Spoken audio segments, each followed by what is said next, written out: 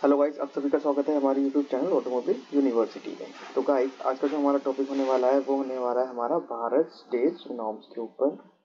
आज हम ये जानेंगे कि जो हम इमिशन स्टैंडर्ड यूज करते हैं हमारे इंडिया में, उनमें जो बार बार बदलाव किए जाते हैं वो किस बिहार पे बदलाव किए जाते हैं और कौन सी ऐसी हार्मफुल गैसेज है जिसकी वजह से हमें बार बार चेंजेस करने पड़ते हैं। सबसे पहले हम BS फर्स्ट को जानेंगे, फिर BS second, BS third, BS fourth, फिर BS सिक्स के बारे में आज हम जानेंगे। तो चलिए स्टार्ट करते हैं। स्टार्ट करने से पहले अगर आप हमारे चैनल पर नए हैं तो हमारे चैनल को सब्सक्राइब कर लीजिएगा और बेल आइकन को प्रेस कर लीजिएगा ताकि आपको ऑटोमोबाइल से रिलेटेड जानकारियाँ मिलती रहे। भारत स्टेज फर्स्ट को जानने से पहले हमें ये जानना चाहिए कि भारत स्टेज इमिशन स्टैंडर्ड है वो वर्क किस बिहाफ पे करता है। तो बेसिकली जो भारत स्टेज इमिशन स्टैंडर्ड है वो फॉर्मुलेटेड यानी कि हमारी गवर्नमेंट द्वारा रेगुलेट किए जाते हैं, कंट्रोल करते हैं। इससे हम जो आउटपुट होता है हमारा एयर पोल्यूशन का। अब एयर पोल्यूशन होता क्या है, जो हमारे इंटरनल कंबशन इंजन है उसमें जो गैसेस निकलती हैं एग्जॉस्ट के द्वारा, उससे जो एयर पोल्यूशन होता है उसको हमारे भारत स्टेज इमिशन स्टैंडर्ड में कंट्रोल किया जाता है, वो भी गवर्नमेंट के द्वारा। अभी जो इंटरनल कंबशन इंजन है इक्विपमेंट इंक्लूडिंग मोटर व्हीकल्स यानी कि light motor vehicle, heavy motor vehicle, जितने भी ऑटोमोबाइल सेक्टर के जो हमारे व्हीकल्स हैं वो इसके अंदर आते हैं। द भारत स्टेज नॉर्म्स जो है are based on European emission standard. अब जो हमारे भारत स्टेज नॉर्म्स जो हैं वो हमारे जो मेल खाते हैं हमारे यूरोपियन इमिशन स्टैंडर्ड जो है उनसे बिल्कुल मिलते जुलते हैं। मिलते जुलते नहीं, एक तरीके से आप ये समझ सकते हो कि जो यूरो 6 है वो हमारे देश में हम उसे भारत स्टेज 6 के नाम से जानते हैं। जैसे हमारा यूरो 1 आया था, फिर उसके बाद हमारे देश में आया था भारत स्टेज 1। ऐसे ही करते करते हम बाहर से यूरोपियन स्टैंडर्ड को यूज करते हैं भारत के अंदर, जिससे हम पोल्यूशन को कंट्रोल करते हैं। अब करेंटली जो हम यूज कर रहे हैं करेंटली यूरो चल रहा है, यूरो 6 चल रहा है, और भारत में जो चल रहा है भारत स्टेज 6 चल रहा है, जो कि हमारे पूरे इंडिया में लागू कर दिया गया है। अब इनसे जो निकलने वाली गैसेस होती है वो कुछ इस टाइप से है, जो 3 गैसेस है जिनके बारे में आपको पता होना चाहिए अगर आप ऑटोमोबाइल सेक्टर से हैं। सबसे पहले कार्बन डाइऑक्साइड यानी कि CO2, नाइट्रोजन ऑक्साइड यानी कि NOx, और हाइड्रोकार्बन यानी कि HC। ये 3 हार्मफुल गैसेस के बारे में आपको पता होना चाहिए कि कभी भी कोई आपसे पूछे कि हमारे जो कैटलिस्ट कन्वर्टर लगे होते हैं हमारी गाड़ी में वो कौन कौन सी हार्मफुल गैसेस को कन्वर्ट करते हैं, तो आप उनको बता सकते हो कि carbon dioxide, nitrogen oxide, hydrocarbon, ये 3 वे और 2 वे कैटलिस्ट कन्वर्टर के बिहाफ पे यूज किए जाते हैं। अब जिसमें 2 वे कैटलिस्ट कन्वर्टर होगा उसमें हम EGR का यूज करते होंगे, जिससे हम नाइट्रो ऑक्साइड को बनने से रोक देते हैं।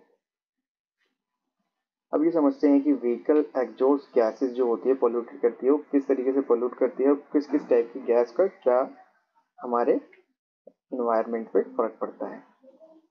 अब कार एमिट करती है कॉकटेल ऑफ एग्जॉस्ट गैसेस, यानी मिश्रण ऑफ एग्जॉस्ट गैसेस जो होती है वो हमारी कार जो है इमिट करती है, और ये हमारे को जो है many of which have harmful effect, यानी कि इनमें से काफ़ी ज़्यादा होगा हमारे जो इन्वायरमेंट है उस पर हार्मफुल इफेक्ट पड़ता है, हमारे ऊपर इफेक्ट पड़ता है। सबसे पहले आता है कार्बन डाइऑक्साइड। अब कार्बन डाइऑक्साइड जो है वो एक ग्रीन हाउस गैसेस है जो जिसका बहुत बड़ा योगदान है हमारे क्लाइमेट चेंज के ऊपर। अब क्लाइमेट चेंज से अभी समझ सकते हो जो हमारी ओजोन लेयर है उसके ऊपर काफ़ी ज़्यादा इसका इफेक्ट पड़ता है। Also technically non toxic exclusive volume of contribute towards ocean oxidisation. अब इसका जो है इसके ज़्यादा अमाउंट से जो इफेक्ट पड़ता है हमारे ओशन जो है वो एसिडाइजेशन की चपेट में आ जाएंगे अगर इनका ज़्यादा स्तर बढ़ जाता है कार्बन डाइऑक्साइड का। तो ठीक है, अब दूसरा हम बात करते हैं कार्बन मोनोऑक्साइड। अब कार्बन मोनोऑक्साइड जो है वो एक इनविजिबल गैस है। Invisible gas is the result of incomplete combustion of fuel. अब जो इनकम्प्लीट कंबक्शन ऑफ फ्यूल जो है वो बहुत ही ज़्यादा हार्मफुल है हमारे लिए, ह्यूमंस के लिए। ठीक है, यानी कि जो हमारा फ्यूल बर्न हुआ है वो इनकम्प्लीट बर्न हुआ है, पूरे तरीके से जला नहीं है। ठीक है। The invisible gas is the result of incomplete combustion. Incomplete combustion होने के कारण ये कार्बन मोनोऑक्साइड निकलती है और ये काफी ज्यादा हार्मफुल होती है हमारे लिए, ह्यूमंस के लिए। अब मॉडर्न इंजन जो है only produce tiny amount of it thanks to efficient combustion process. अब मॉडर्न इंजन में हमने क्या किया है, मॉडर्न इंजन में हम सेंसर्स, एक्चुएटर और कंट्रोलर का यूज करते हैं, जिसके बिहाफ पे कार्बन मोनोऑक्साइड को हमने बहुत ही टाइनी अमाउंट यानी कि बहुत ही कम अमाउंट में प्रोड्यूस होती है अभी, जो कि हमारे पुराने और बड़े इंजन थे इसके अंदर ये ज़्यादा प्रोड्यूस होती थी, क्योंकि उस टाइम हम कार्बोरेटर सिस्टम यूज़ करते थे या हमारे पास इतने सुटेबल सेंसर्स या एक्चुएटर नहीं थे जिससे हम इसको एक प्रॉपर वे में कंट्रोल कर सकें। अब थर्ड आता है नाइट्रोजन ऑक्साइड यानी कि नॉक्स। अब नॉक्स जो है, नॉक्स प्रोड्यूस कब होती है? Nitrogen oxide are produce in any combustion process. अब ये जो नाइट्रोजन ऑक्साइड है ये हाई टेम्परेचर पे प्रोड्यूस होती है। जब भी हमारे कंबक्शन चैम्बर का जो टेम्परेचर है वो 1270 डिग्री सेल्सियस से अबव जाएगा, तब नाइट्रोजन ऑक्साइड जो है वो बनना स्टार्ट हो जाएगी। अब ये जो है ये भी काफ़ी ज़्यादा हार्मफुल इफेक्ट डालती है हमारे ऊपर और इन्वायरमेंट के ऊपर, तो इसलिए इसको भी कंट्रोल करने के लिए हम जो यूज़ करते हैं, हम ईजीआर का यूज़ करते हैं, वीवीटी यूज़ करते हैं, वेरिएबल वॉल्यूम टाइमिंग, जिसके द्वारा हम नॉक्स को रिड्यूस करते हैं। ठीक है। अब बात आती है सल्फर डाइऑक्साइड। अब सल्फर डाइऑक्साइड जो है ये कलरलेस गैस है जो कि स्मेल करती है लाइक अ बर्न मैचेस, यानी कि मैचेस की तरह स्मेल करती है, और ये naturally is cured use to refine petrol and diesel. It's from acidic when burn leading to engine corrosion and smoke. अब सल्फर डाइऑक्साइड जो है इसका भी हमारे इंजन के ऊपर जो होता है काफ़ी ज़्यादा इफेक्ट पड़ता है, जिससे हमारे इंजन में कोरोजन, जंग लगने का खतरा, और हमारे इन्वायरमेंट में है जो कि ये गैसेस जो है वो काफ़ी ज़्यादा बुरा इफेक्ट डालती है।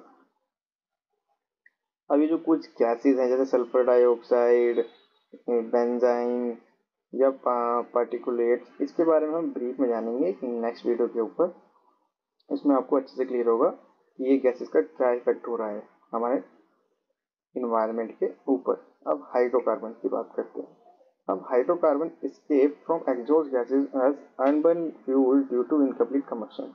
They also evaporate from the fuel tank and nozzle when you fill up at the petrol station. अब हाइड्रोकार्बन निकलता कब है? अब हाइड्रोकार्बन तब निकलता है जब भी अनबर्न फ्यूल यानी कि इनकम्प्लीट फ्यूल बर्न होगा, incomplete combustion in case of diesel, petrol. इस केस में क्या होता है, हमारा जो रिच मिक्सचर होता है, अब देखिए मिक्सचर होते हैं तीन टाइप से, एक होता है रिच, एक होता है सिस्टोमेटिक, तीसरा होता है लीन। अब रिच मिक्सचर में क्या होता है, रिच मिक्सचर में हमारे जो फ्यूल की मात्रा है, फ्यूल की मात्रा एज कंपेयर टू एयर की मात्रा से ज़्यादा होती है। इसी कारण जो हमारा फ्यूल जो है वो काफ़ी कम बर्न होता है, तो उससे है जो है हाइड्रोकार्बन की संख्या बढ़ जाती है। ठीक है। तो इससे क्या होता है, हाइड्रोकार्बन के पार्टिकल्स जो होते हैं उससे हमारे इन्वायरमेंट को इफेक्ट होता है, इफेक्ट होता है, उससे हमारा इन्वायरमेंट जो है इफेक्ट होता है, तो उससे भी रोकने के लिए हमें इसे कंट्रोल करने की जरूरत होती है। अब यहाँ पे एक बात बोली गई है, they also evaporate from the fuel tank and nozzle when you fill up at petrol station. अब ये पेट्रोल स्टेशन में ये बात इसलिए यहाँ पे ये बोली गई है कि जब भी हम फ्यूल भरवाते हैं, फ्यूल भरवाने के बाद अगर आप एक चीज़ नोटिस करोगे तो एक फ्लेम सी जो है फ्यूल डालते टाइम एक फ्लेम सी हवा में फ्लोट करती है, तो उससे भी जो है हाइड्रोकार्बन के जो पार्टिकल्स हैं वो हमारे इन्वायरमेंट में मिक्स होते हैं। अब आती है benzene. This occurs naturally is petrol and diesel is a very small quantity and it also emit from vehicle exhaust as unburned gas, unburned fuel. अब बेंजाइन जो है वो भी हमारे जो अनबर्न फ्यूल यानी कि इनकम्प्लीट कंबशन जो होता है उसके कारण ये गैसेस भी निकलती है, ठीक है। और ये जो सब्सटेंस है ये भी हाई लेवल ऑफ जो हमारी ह्यूमन हेल्थ है उस पर काफ़ी ज़्यादा इफेक्ट करती है। तो आप ये समझ सकते हो कि जहाँ पे जो ये बात बोली गई थी, car emit a potent cocktail of exhaust gases, यानी कि कॉकटेल यानी कि इन सब का मिश्रण निकलता है, ठीक है। कॉकटेल यानी कि सारी चीज़ें मिक्स है, ये नहीं कि सुटेबल तीन ही गैस निकल रही है, ये जो बाकी गैसेस भी है ये भी वहाँ से इमिट होती है। अब लास्ट बात करते हैं पार्टिकुलेट। पार्टिकुलेट जो होते हैं हमारे डीजल इंजन इमिट करता है airborne particles of black soot and metal known as a particulate matter, ठीक है। ये हमारे जो है पार्टिकुलेट जो होते हैं ये हमारे डीजल इंजन में इमिट होते हैं। अब मॉडर्न कार्स में जो फिट किए जाते हैं वो डीपीएफ यानी कि DPF filter diesel particulate filter का यूज किया जाता है to stop the harmful particles being pump out into the atmosphere. अब यहाँ पे क्या यूज किया जाता है, डीपीएफ का यूज किया जाता है। अब डीपीएफ जो है, अब ये जो डीपीएफ है डीजल पार्टिकुलर फिल्टर जो है ये स्टॉप कर देता है हार्मफुल पार्टिकल्स को हमारे इन्वायरमेंट और एटमॉस्फेयर में जाने से, ठीक है। आने वाली वीडियो में हम एक एक टॉपिक को बहुत प्यार से और अच्छे से समझेंगे कि कार्बन डाइऑक्साइड से क्या होता है, कितनी होनी चाहिए, carbon monoxide, nitrogen oxide, sulphur dioxide, hydrocarbon, बेंजाइम, पार्टिकुलेट, पार्टिकुलेट्स के बारे में हम ब्रीफ में समझेंगे धीरे धीरे। अब हम बात करते हैं भारत स्टेज फर्स्ट क्या है, इसके बारे में हम समझते हैं। Technically speaking, Bharat stage first or BS first is an incorrect way to refer to the country first automotive emission norm that was in reference to the European standard। अब जो हमारा भारत स्टेज फर्स्ट है, जैसे कि मैंने आपको कहा था कि जो भी हमारे जो नॉर्म्स हैं वो हम यूरोपियन स्टैंडर्ड को फॉलो करते हैं, लेकिन हमने जो नेम यूज किया है वो यूज किया है भारत स्टेज फर्स्ट। यानी कि अगर यूरो फर्स्ट है तो ये यूरो फर्स्ट जो एक तरीके से कॉपी पेस्ट आप मान सकते हो कि उसका कॉपी पेस्ट है भारत स्टेज फर्स्ट। अब इसमें जो जो चीज़ें यूरो फर्स्ट में होगी वो चीज़ें आपको भारत स्टेज फर्स्ट में देखने को मिलेगी। अब भारत स्टेज फर्स्ट जो था वो सबसे पहले हमारे इंडिया में लागू किया गया था। The first standard was known as India 2000 यानी कि 2000 में ये हमारे इंडिया में लागू किया गया था।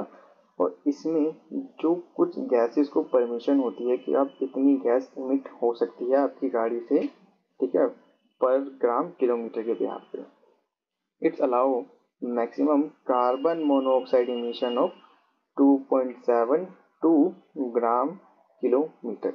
यानी कि जो हमारे कार्बन मोनोऑक्साइड इमिशन जो था वो 2.72 ग्राम कर सकती है एक गाड़ी पर किलोमीटर पे, ठीक है।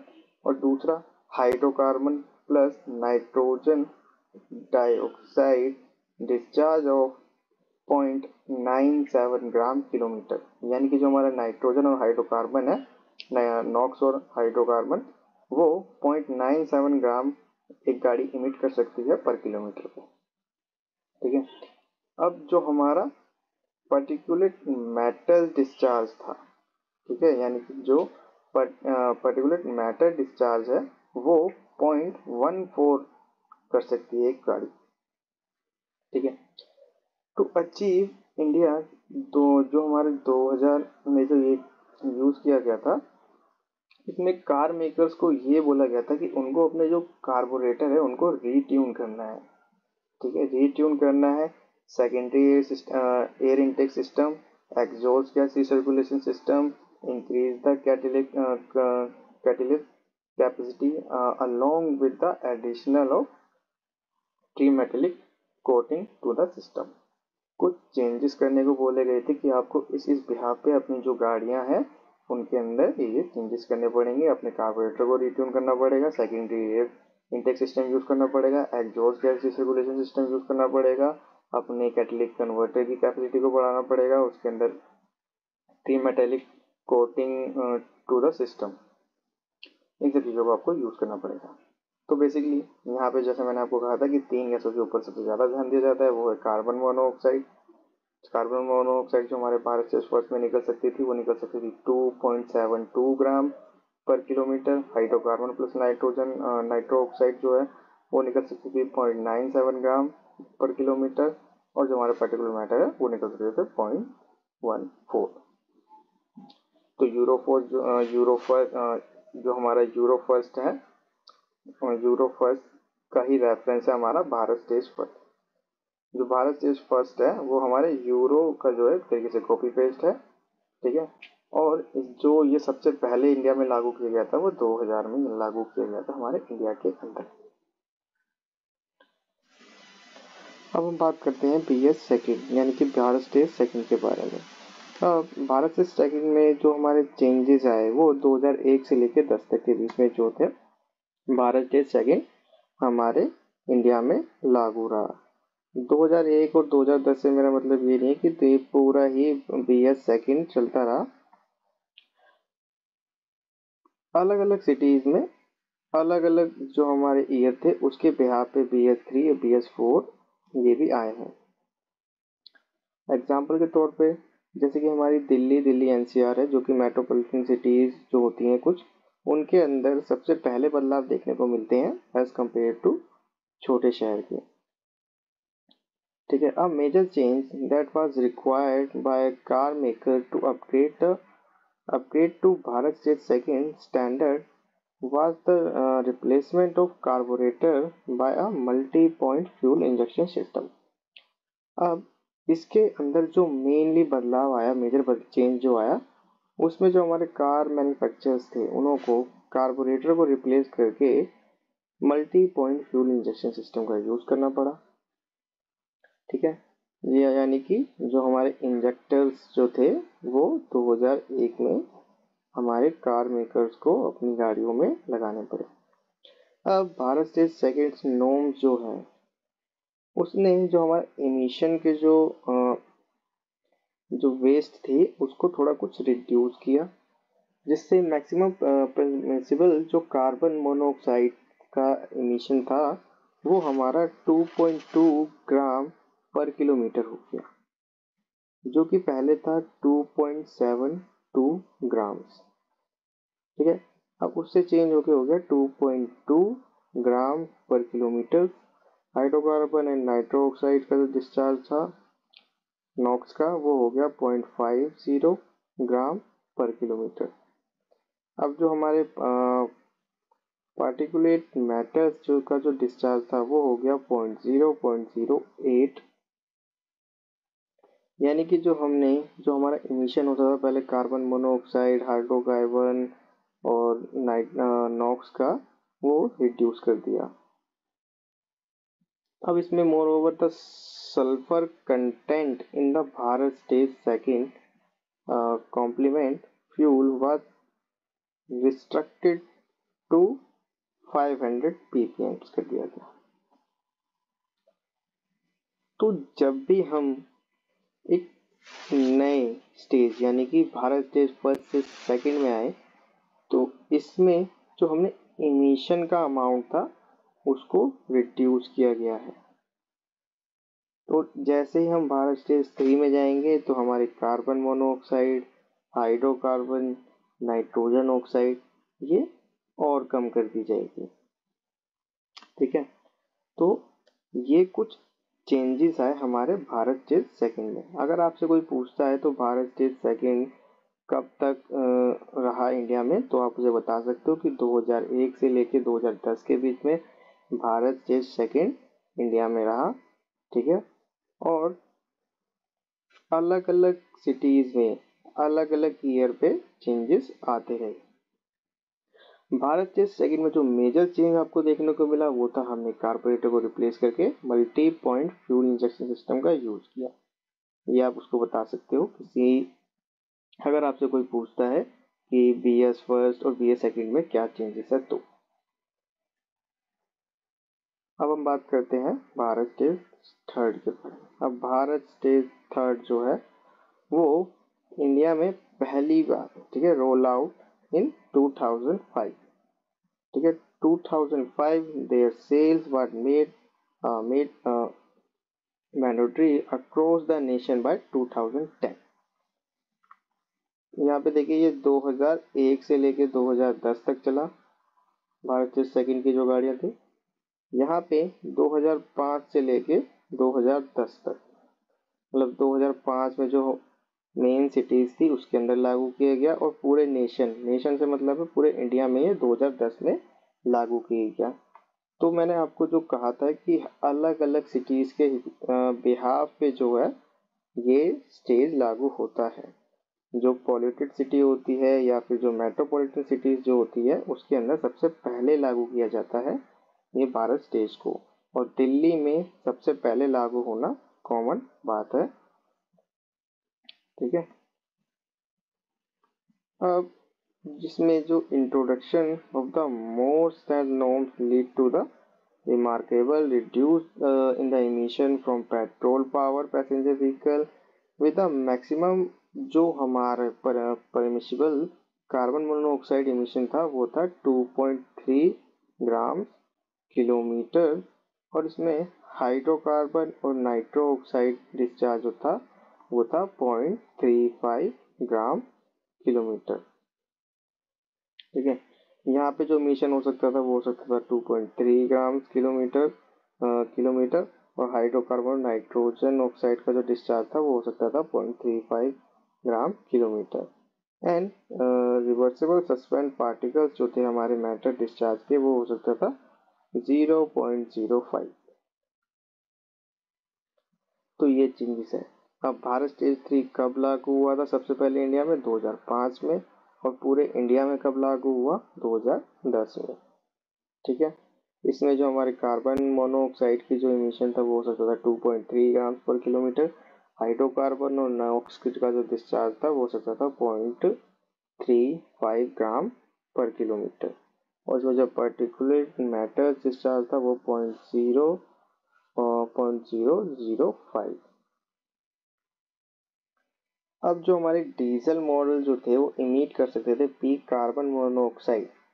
ठीक है, इसमें जो डीजल इंजन जो थे हमारे, ठीक है, डीजल इंजन जो इमिट कर सकते हैं कार्बन मोनोऑक्साइड वो 0.64 किलोग्राम पर किलोमीटर, और nitro oxide of 0.50 gram kilometre, and hydrocarbon plus nitrogen oxide discharge of 0.56 kilogram per meter. Furthermore, the sulfur content in the Bharat stage third compliant fuel was restricted to 100 ppm. अब जो diesel engine में जो बदलाव हुए थे उसमें हमारे carbon monoxide जो हो सकता था 0.64 किलोग्राम निकल सकता है, नाइट्रो ऑक्साइड जो है वो 0.5 ग्राम, हाइड्रोकार्बन प्लस नाइट्रोजन ऑक्साइड का जो डिस्चार्ज है वो 0.56 ग्राम हो सकता है, और इसमें जो हमारा सल्फर कंटेंट है वो 100 ppm। अब कार मेकर्स को क्या करना पड़ा भारत स्टेज 3 के अंदर? ठीक है, भारत स्टेज 3 में इमिशन को कम करने के लिए उन लोगों को कैटेलिक कन्वर्टर का यूज़ करना पड़ा। कैटेलिक कन्वर्टर का बेसिकली यूज़ किया जाता है कि जिससे जो हमारी हार्मफुल गैसेस जो निकलती है कार्बन मोनोऑक्साइड हाइड्रोकार्बन, इनको रिएक्शन करके एक लेस हार्मफुल गैसेस में चेंज किया जाता है। तो ये काम होता है हमारे कैटेलिक कन्वर्टर का। बेसिकली हम कैटेलिक कन्वर्टर टू टाइप्स के यूज़ करते हैं अपनी गाड़ियों में, 2 वे और 3 वे कैटेलिक कन्वर्टर। इसके बारे में भी हम आने वाली वीडियोस में जानेंगे। अब बात करते हैं व्हाट इज BS फोर्थ। अब BS फोर्थ जो है, अब Bharat stage fourth made across the country in April 2017, 2017 में पूरी कंट्री में लागू किया गया। The pollutant from petrol powered passenger vehicle restricted to a carbon monoxide emission, जो था हमारा कार्बन मोनोऑक्साइड का वो कर दिया गया 1 ग्राम पर किलोमीटर, हाइड्रोकार्बन और नाइट्रोजन ऑक्साइड डिस्चार्ज होता वो हो गया 0.18 ग्राम पर किलोमीटर, एंड जो हमारे पर्टिकुलेट मैटर डिस्चार्ज था वो हो गया 0.025। ये तो था हमारे पेट्रोल इंजन के लिए। अब जो डीजल इंजन में आया वो क्या था? The diesel model emit a peak carbon monoxide of 0.5 ग्राम पर किलोमीटर, नाइट्रोजन ऑक्साइड जो था वो 0.25 ग्राम पर kilometre and hydrocarbon plus nitrogen oxide का जो डिस्चार्ज था वो था 0.3 ग्राम पर किलोमीटर। आल्सो द सल्फर जो कंटेंट है इसके अंदर भारत स्टेज 4 में वो कम होके हो गया 50 ppm। ठीक है, अब in the order convert BS third compliant engine into BS4, car manufacturer added bigger catalytic converter to minimize the nitrogen based emission. Additionally, the car maker the issue to ensure more efficient combustion. अब जो इसमें हमने क्या किया, हमने बड़े कैटेलिक converter का use किया, साथ में कार मेकर ने जो ईसीयू यानी कि इंजन कंट्रोल यूनिट का जो यूज किया उससे हमारे कंबक्शन चैम्बर पे कंबक्शन का जो होता है, जो हमारे फ्यूल का कंबक्शन होता है उस पर काफ़ी ज़्यादा ध्यान दिया गया जिससे वो काफ़ी इफिशिएंट हो जाए। और BS4 Motors also receive modified air intake and exhaust system, यानी कि इनटेक और एग्जॉस्ट की जो एडवांस एंड रिटायर्ड टाइमिंग होती है उसके ऊपर भी ध्यान दिया गया, यानी कि VVT की बात कर सकते हो आप या फिर EGR की बात कर सकते हो, एग्जॉस्ट गैस रिसर्कुलेशन। ऐसे काफ़ी चीज़ें यूज़ की गई जिससे कि हमारा जो इमिशन है वो कम किया जा सके। ठीक है, अब हम बात करते हैं what is BS6, Bharat stage 6 है क्या। अब India will imbalance BS6 emission norms on 1st April 2020, ठीक है 2020, which means our country will skip on BS5 and will direct jump to Bharat stage 6। हमारा जो देश है उसने BS5 को स्किप कर दिया गया और BF जो हमारा BS5 आना था उसको स्किप करके हम डायरेक्टली जंप किया कि हम BS6 पे आएंगे, क्योंकि BS5 को यूज़ करेंगे तो हमारे जो अदर कंट्रीज़ हैं जहाँ पे यूरो 6 चल रहा है वो यूरो 7 पे आ जाएगी जब तक। तो इसीलिए इंडिया ने BS5 को जंप करते हुए स्किप करते हुए भारत स्टेज 6 को इंडिया में लागू किया। द अपकमिंग इमिशन स्टैंडर्ड में जो बदलाव आए, अब वो क्या बदलाव आए पेट्रोल कार्स के लिए। अब पेट्रोल कार में जो कार्बन मोनोऑक्साइड इमिशन है वो 1 ग्राम पर किलोमीटर हो सकता है। हाइड्रोकार्बन एंड नाइट्रोजन ऑक्साइड जो है डिस्चार्ज हो सकता है 0.16 ग्राम एंड जो हमारे पार्टिकुलेट मैटर डिस्चार्ज है वो हो सकता है 0.05 ग्राम। ठीक है, तो ये कुछ बदलाव है हमारे पेट्रोल कार्स के अंदर। अब डीजल कार्स में क्या बदलाव देखने को हमें मिले। अब डीजल कार्स में जो हमारे कार्बन मोनोऑक्साइड के लिए जो बताया गया वो बताया गया है 0.50 ग्राम किलोमीटर एंड नाइट्रोस ऑक्साइड जो कर सकता है 0.06 ग्राम पर kilometre. Hydrocarbon plus nitrogen oxide discharge जो है वो कर सकता है 0.17 ग्राम पर kilometre. Also the sulphur content जो है भारत स्टेज 6 में वो कम होके हो गया 10 ppm। ठीक है, रेस्ट्रिक्टेड टू 10 ppm पे। ये कुछ बदलाव आए हमारे BS6 के अंदर। BS6 के अंदर काफ़ी सारी चीज़ें हमें देखने को मिलती है कि जैसे कि हमारी डीजल इंजन जो होते हैं इसके अंदर हम एयर ब्लू का यूज़ करते हैं और हमारे जो BS6 के पेट्रोल इंजन है इसके अंदर अब EGR का भी यूज़ किया जाने लगा है। इनो VVT यानी कि VVT वाले इंजन में भी हमें EGR देखने को मिल रहा है। काफ़ी सारी चीज़ें देखने को मिल रही है कि हमने इमिशन को कम करने के लिए बहुत सारी चीज़ों का यूज़ किया है उसके अंदर। ठीक है, अब हम देखते हैं जो इम्प्लीमेंटेशन जो schedule of automatic emission standard in India जो समराइज कर रखा है इस फॉलोइंग टेबल में। अब स्टैंडर्ड यानी कि इंडिया में जो 2000 में यूरो 1 यानी कि भारत स्टेज 1 जो है यूरो 1 2000 में आया था पूरे नेशन वाइड। ठीक है, पूरे नेशन वाइड में ये लागू कर दिया गया था। अब नीचे आता है भारत स्टेज सेकंड, जो कि 2001 में लागू हुआ था। ठीक है, 2001 में लागू हुआ था और ये एनसीआर, मुंबई, कोलकाता, चेन्नई, ये 4 जो है सिटीज, इनमें सबसे पहले ये लागू किया गया था। अब 2003 में ये एनसीआर प्लस 13 सिटीज में और लागू किया। जो 13 सिटीज हैं वो कुछ तरीके से मुंबई, कोलकाता, चेन्नई, बेंगलोर, हैदराबाद, अहमदाबाद, पुणे, सूरत, कानपुर एंड आगरा, यहाँ ये लागू किया गया। अब 2005 में क्या किया गया, पूरे नेशन वाइड में लागू कर दिया गया, यानी कि पूरे भारत में अनिवार्य है भारत स्टेज सेकंड की गाड़ियां बनाना। फिर बारी आई हमारी भारत स्टेज थर्ड की, यानी कि यूरो 3।